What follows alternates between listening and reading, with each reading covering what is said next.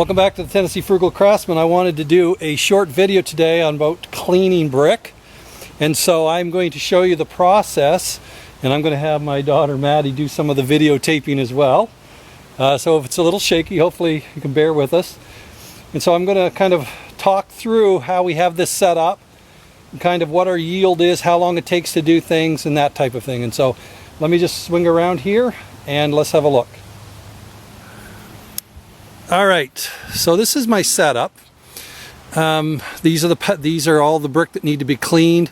For those of you who've been following my videos, the other pile of brick that was down over there, we've moved up. We've already cleaned those, and so we're on these two pile of bricks. What we have here is 2 containers of acid. So this is about probably a 60-40 mix, 60% water, 40%. Maybe even 70-30 water to acid. So I've got 2 of these pails going here. That seems to work well. So it allows the brick to set in the acid long enough to loosen up the mortar. So by the time I do 2 and replace them, I do the other 2 and I can just kind of keep working. You could probably do this with 3 pails. Give you a little bit more time with the brick in the acid. And then what we do is we use a double rinse here, 1 and 2 rinse, put them in the pail or in the wheelbarrow over here. And so what I will get my daughter to do here, I'm going to glove up and she's going to hold it, and I'm going to talk through the process. And so here we go. Just hold it straight, don't touch any buttons, just stay on me. And so you can come on over a little closer here. So what I do is at Lowe's I got a package of these gloves. They're rubberized on the outside. The backs are breathable. But I got a package of them for about $10 for 10 pairs, so that's about $1 a pair. So they actually are very durable. I've used those a lot just for cleaning the brick, the rough brick, and they've held fairly good. I put a new pair on today. And so this allows me double protection. And then I got, for about $10, I got these heavy-duty rubber gloves as well from Lowe's. They were about $10. So I double up here. Then I come over, my daughter will come over here a bit. Don't get too close to the acid. But what I do is I have this little scrub brush. They're about $3.50 or $4 at Lowe's. They're just the typical thing that you would use in the kitchen. And all I'm doing is I'm just giving them a scrub. And as you can see, for the most part, I always try to scrub down and away from myself because that acid will splatter all over you. And once you get that, once it's set in there for about a minute or 2, this is what you get. And I come over and I just stand them in here, let them soak there for a few minutes, and then come back and grab another one. Try to not to splatter this. Doesn't take too much. I mean, if you get a piece, for example, I'm not looking for perfection here, but if there's a piece that's going to be visible, you can just use a little paint scraper. That will take it off. And or the use with the wire brush. That will loosen up any of that mortar that you didn't get off when you were cleaning it.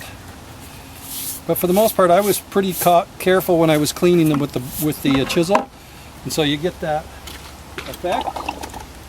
And so while that is setting there, then what I do is just grab a couple more of the brick and you'll set them down in. I'll get Maddie to kind of come in close. You can see it sizzling here, reacting, bubbling there.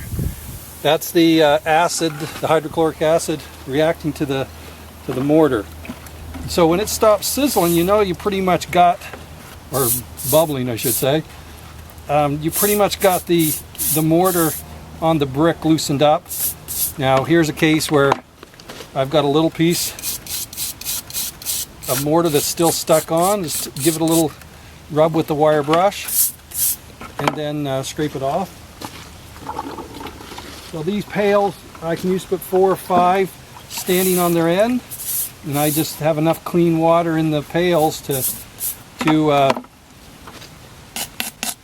make sure that when they're standing there, they're covered over on the tops, so the whole brick is covered. It allows that acid to kind of neutralize. All right, so we got 4 in there. I'll set another couple in here. I will say that you have to be careful when you're working with the acid. Of course, most people would know this, but you don't want to breathe the fumes, and so I try to work upwind of it. Clean my gloves. So that, give me a second, I'll take these gloves off and we'll finish the video.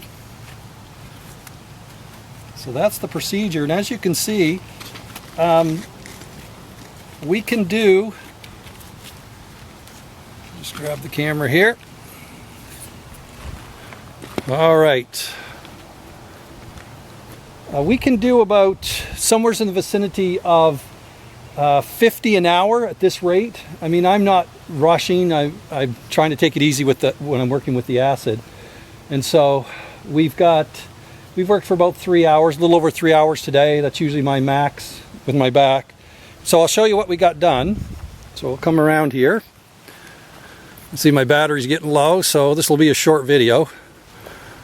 But now we can actually stack them for good until we're going to be ready to use them, hopefully in about 8 months to a year. I don't know what's going to be the time schedule. But you can see here, this is what they look like when they're done.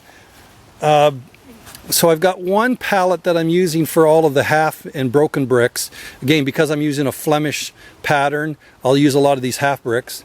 And then this stack over here is all my solid brick.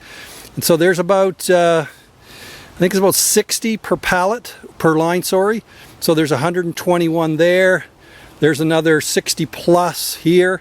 So we're pushing now up to close to 200, 180 to 200 brick that we've got done. I had about 30 done yesterday, so we've probably done somewhere between 150, 170 in those 3 hours. So like I said, maybe pushing 50 to 55 per hour. And like I said, we're not working too hard. We've taken a couple breaks and whatnot, but with just myself and Maddie, it's worked out very nicely. You know, she puts a few in the wheelbarrow, wheels them over and stacks them for me.